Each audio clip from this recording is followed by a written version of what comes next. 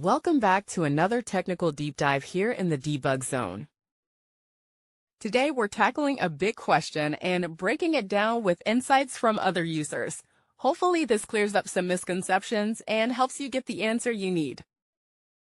So buckle up, stay a little curious, and let's jump right in.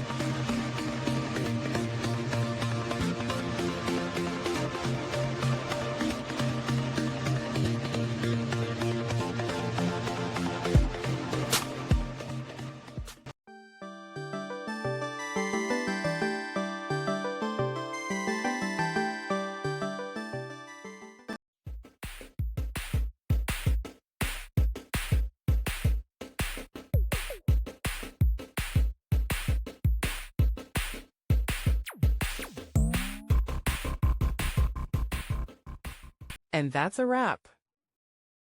I hope you found the answer you were looking for. If you did, take a second to hit that subscribe button. It really helps out. And let me know in the comments which solution worked best for you. See you next time in the debug zone.